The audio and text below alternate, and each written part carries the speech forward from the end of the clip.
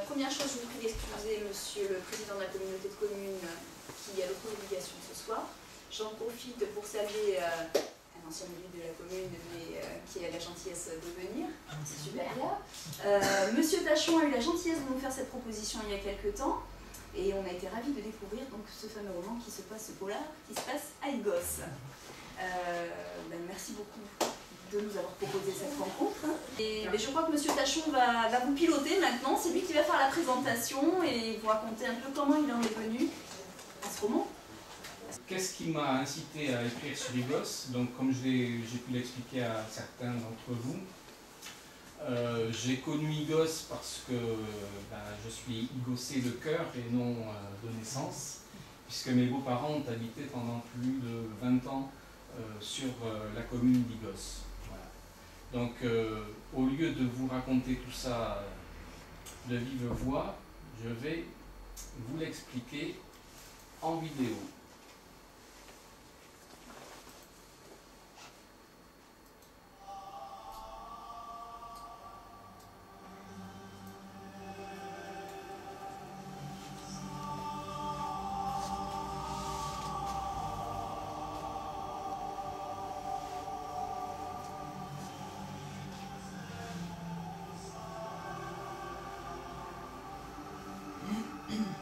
De ces pères, il n'y en a plus beaucoup.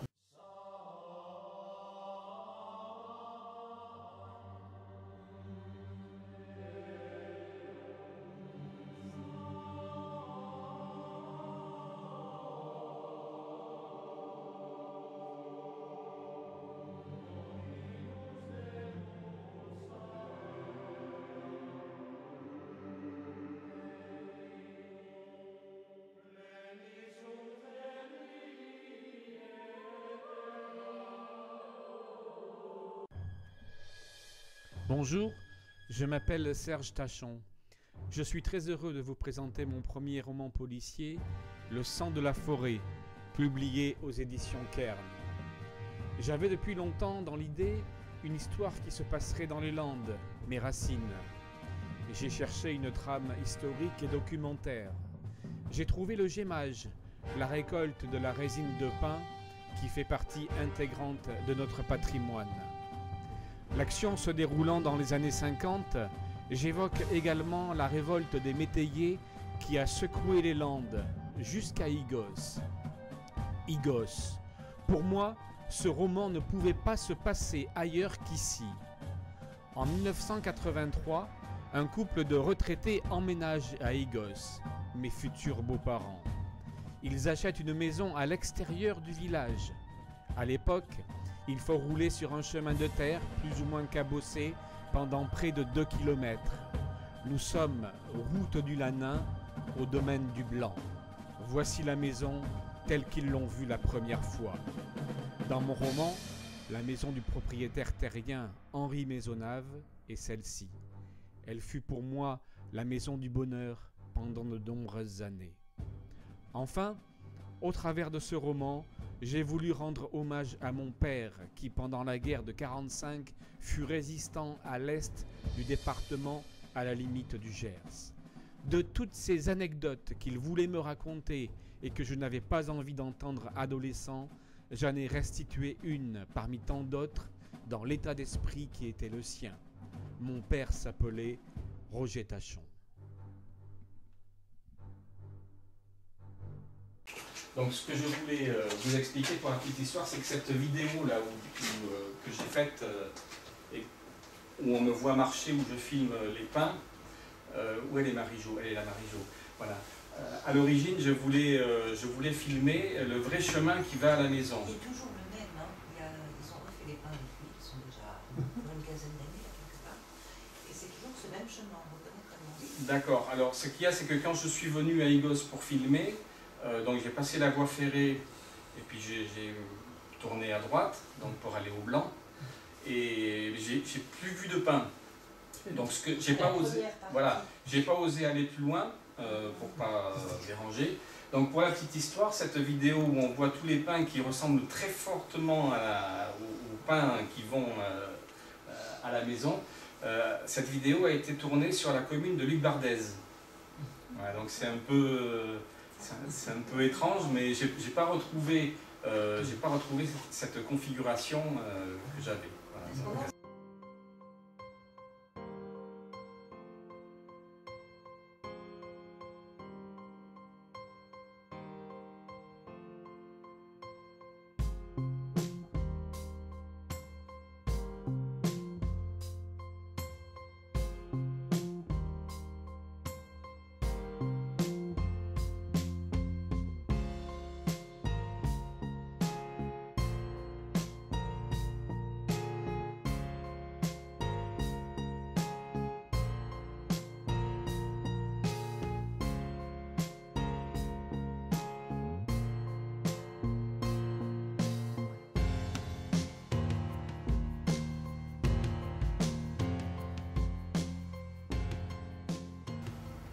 Voilà, donc ce que je voudrais préciser aussi, c'est qu'évidemment, avant d'écrire le livre, j'ai ingurgité beaucoup de documentation sur le gémage, parce que je savais ce que c'est de loin, comme tout un chacun, on sait qu'on a récolté la résine de pin.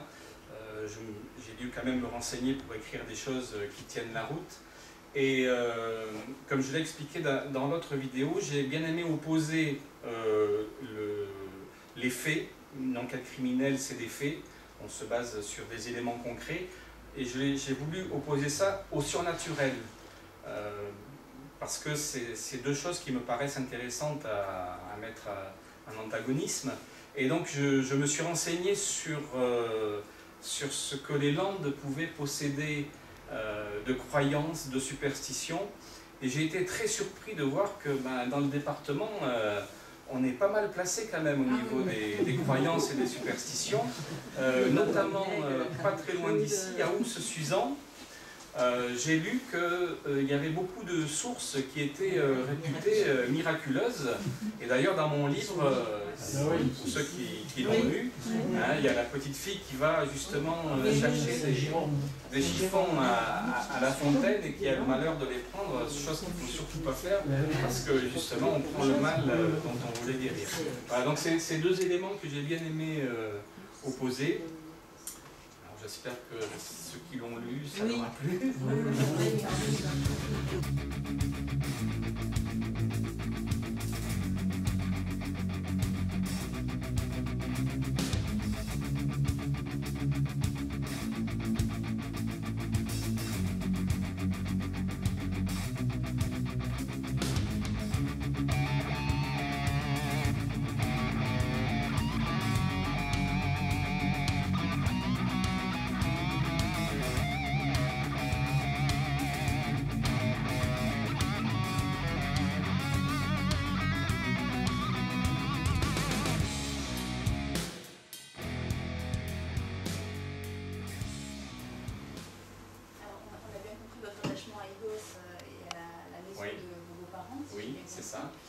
Est-ce que vous êtes inspiré d'autres lieux de la ville? Alors je pense évidemment à la place de l'église et à l'église qui est citée dans le roman, mais est-ce qu'il y a vraiment d'autres points qui vous ont inspiré pour réaliser la trigue du sang de la forêt?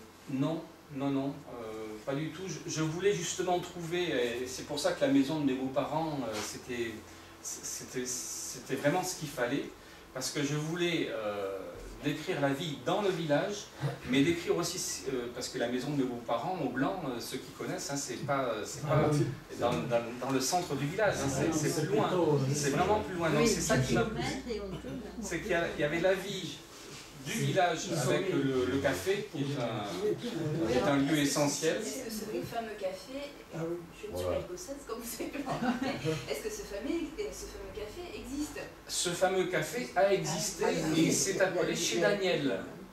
Pour ceux qui connaissent, quand on prend la route de Garin, quand on tourne à droite pour aller à Garin, c'est le café. Alors maintenant, je ne sais plus ce qu'il y a. Il fait l'angle.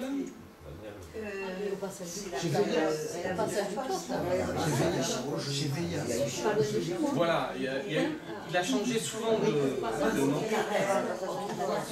Voilà. D'accord. Alors moi, du temps où j'ai fréquenté Igos, puisqu'on venait tous les week-ends passer les week-ends dans la maison de mes beaux-parents, ce bar s'appelait Chez Daniel. Et alors ça m'a fait tilt parce que ma femme s'appelle Daniel. Pourquoi j'ai mis Gilles Suzon? Parce que c'est le bar de Garin qui s'appelle chez Suzon. Voilà, alors j'ai trouvé intéressant de le délocaliser et de le mettre à Igos. Et puis Suzon, c'est un prénom qui colle bien avec les années 50. Quoi. C'est vraiment en phase. Et c'est d'ailleurs très intéressant de voir que ça s'appelle toujours chez Suzon, si je ne me trompe pas. Ça a resté, oui, voilà, certainement la pop chez Suzon. Oui. Voilà. Mais bon, à part ça, j'avais bien vu la configuration de la place de l'église. L'église avec une grande maison en face, ça me plaisait bien parce que ça faisait bien le village. J'ai mis la série juste à côté alors qu'il n'y a pas de série juste à côté. Je l'ai inventé. L'école n'est pas très loin, mais alors est-ce que c'était l'école, c'était toujours l'école? Ah ben oui, dans ces années-là, l'école ici. Ah, c'était ici l'école. C'est toujours l'école. Voilà. Alors, à côté quoi. Non, ça c'était le logement de fonction. L'école des garçons, l'école des filles à côté. Oui. Voilà, c'est ça. Il y avait l'école des garçons et l'école des filles. L'école des garçons ici, c'est ça. et l'école des filles à côté. Tout à Ici fait. c'était le logement de l'Institut. Ici, la mairie était là. Jusque là. Alors quand j'ai commencé à écrire le roman, j'ai fait une erreur. J'ai situé l'école de l'autre côté de la route, c'est-à-dire en face. Et donc, alors, au moment de faire les dernières corrections, je me suis dit, il faut quand même que je vérifie ça parce que j'avais un vague souvenir, ça faisait longtemps que je n'étais pas revenu à Igos. Et donc je suis venu à Igos et j'ai vu que l'école était de ce côté-là. Donc j'ai modifié dans mon livre parce que je me suis douté que même si l'école a été un peu modernisée et peut-être agrandie, je me suis douté qu'elle avait toujours été sur ce côté-là de la route et qu'il y avait, comme vous dites, école des garçons et école des filles séparées. Ah ça je ne savais pas, j'ai un peu rapproché les deux, mais en fait je me suis douté que c'était séparé.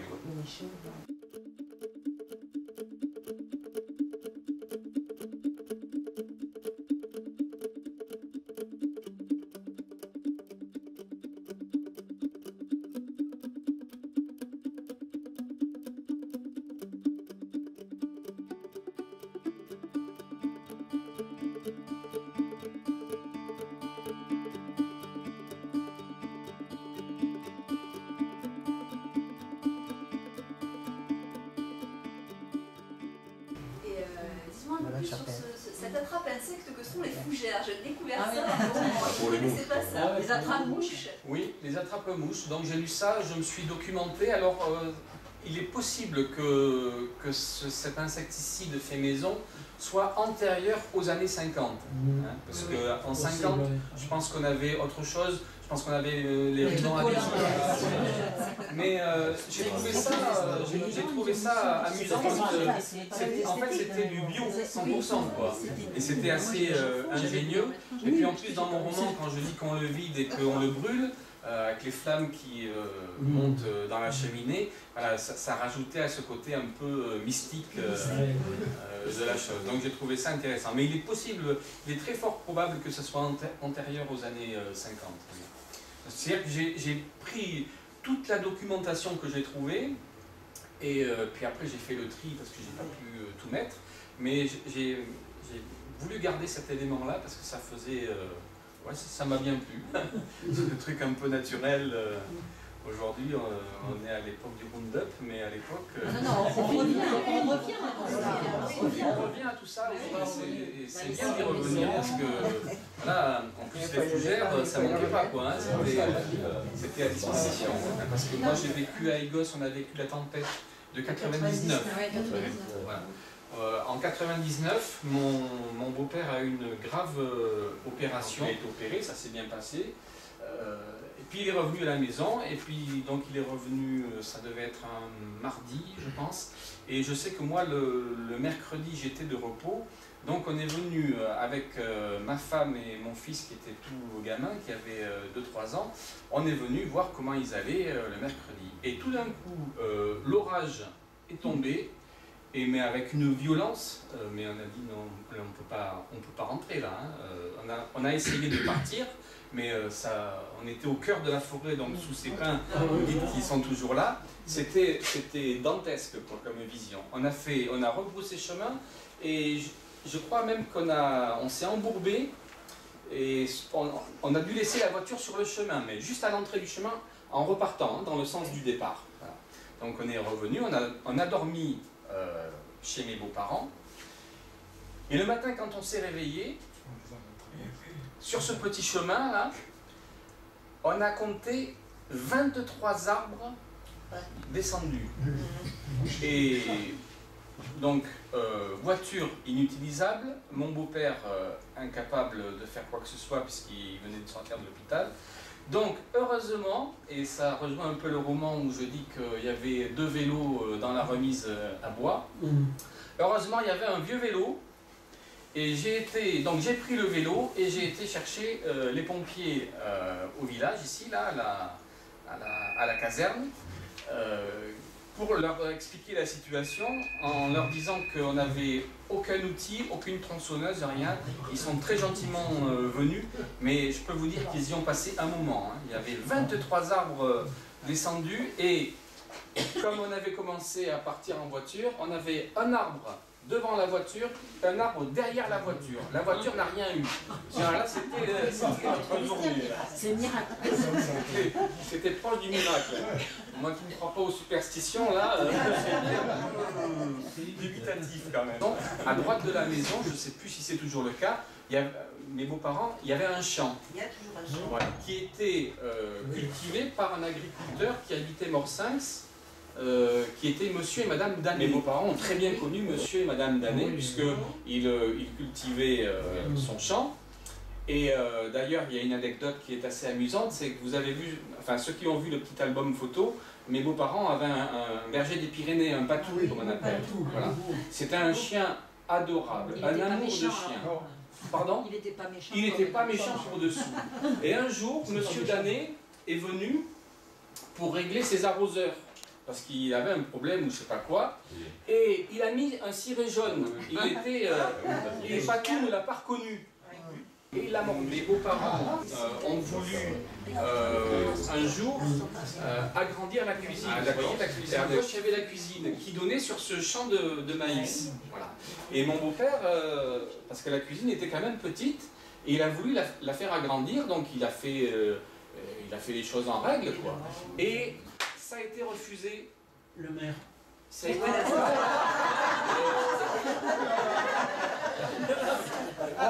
Ça a été refusé, on lui a dit c'est trop près du champ.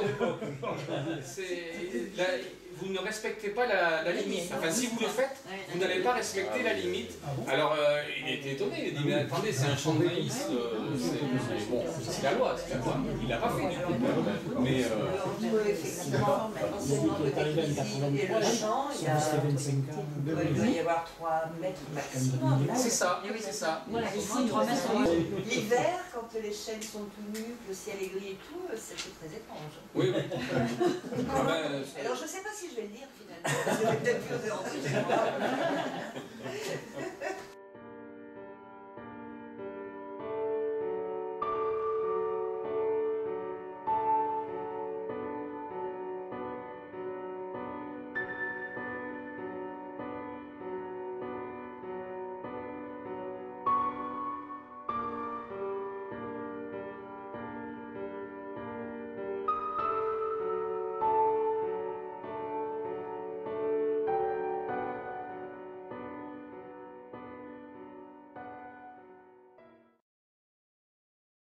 C'était très bien affûté. Oui, c'est ce que j'ai lu dans la documentation. Ah oui, ça c'est... Et C'était des artistes déjà qui faisaient ça. voilà, exactement. C'est ce que j'ai lu. J'ai lu dans un livre que l'ouvrier, c'était souvent d'ailleurs le forgeron qui façonnait le hapshot, et il y avait une sorte d'élite. Il y avait ceux qui faisaient hyper bien les outils, et puis les autres qui étaient communs.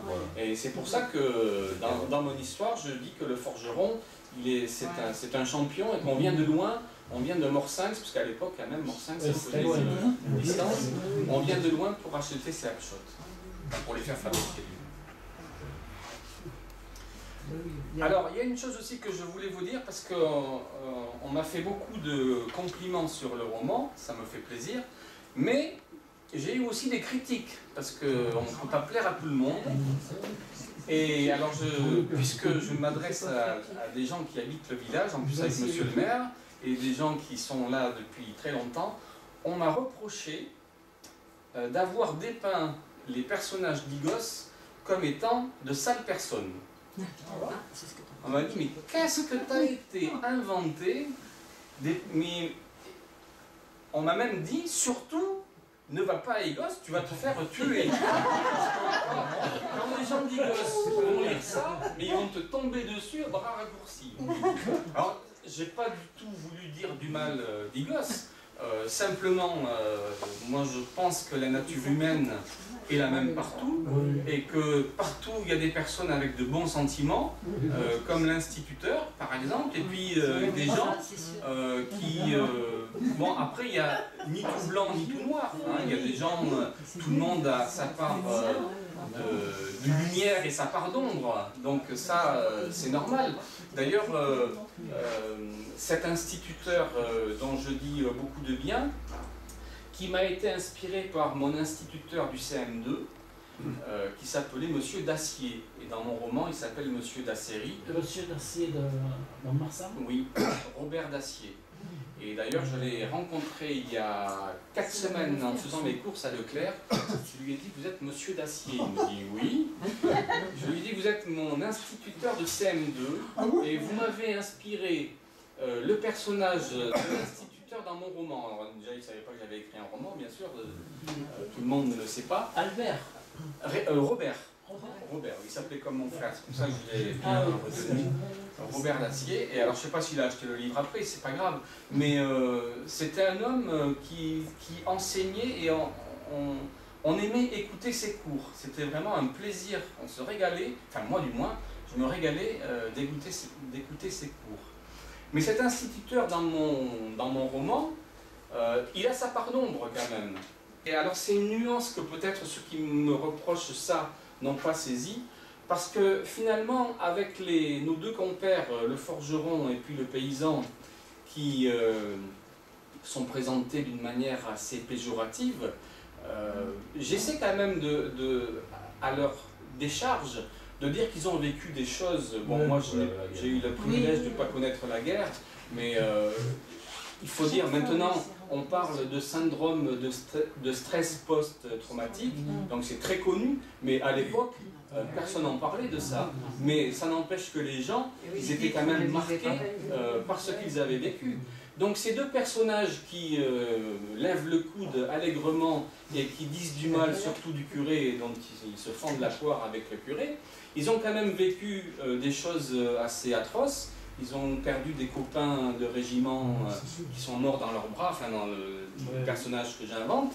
Et cet instituteur qui a toujours de belles paroles et de beaux mots, finalement, il y a une frontière et il n'arrive pas à les comprendre.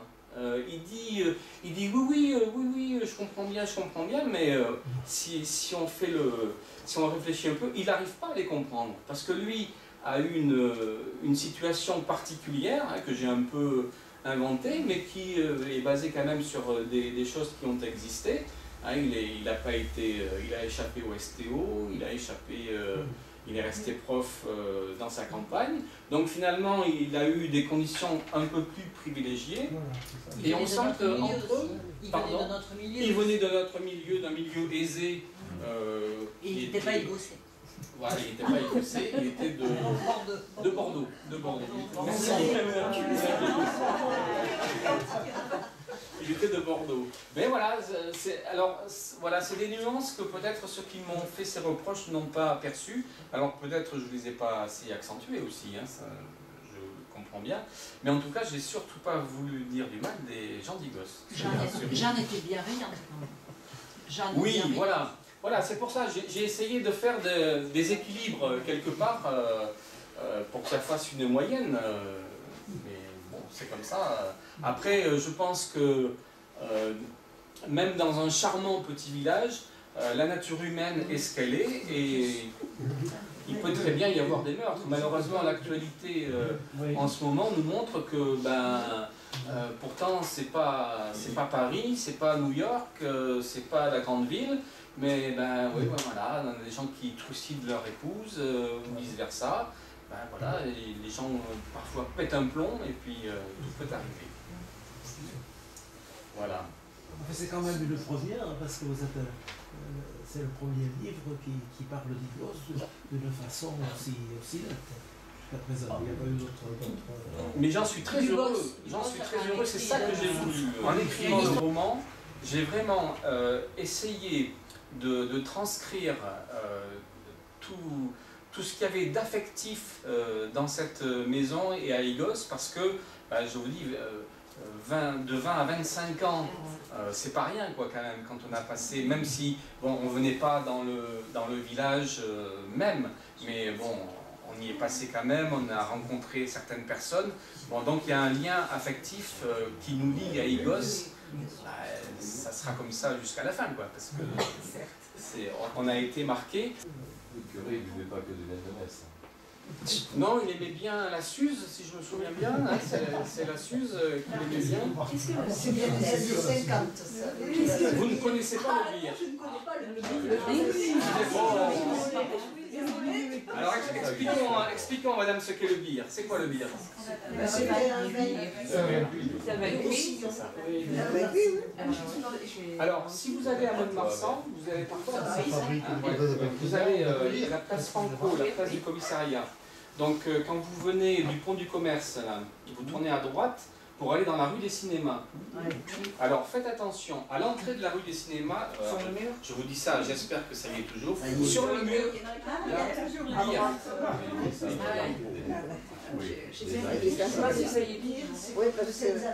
C'est ça, c'est la même famille d'alcool, c'est les alcools doux. Voilà. Ça me fait penser, il y avait ces réclames de l'époque dans les tunnels du métro. Oui, tout à fait. Mon forgeron, lui, boit du Ricard, qui est un alcool plus fort, et mon paysan, il boit du pinard, parce que voilà, je fais qu'il aime le pinard. La chopine, voilà. La chopine. C'était pour un chat, c'est pas la Et sur ces mots, c'est quoi pour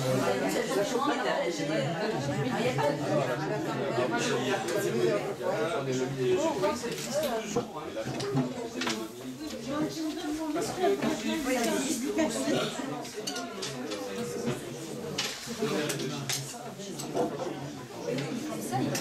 quand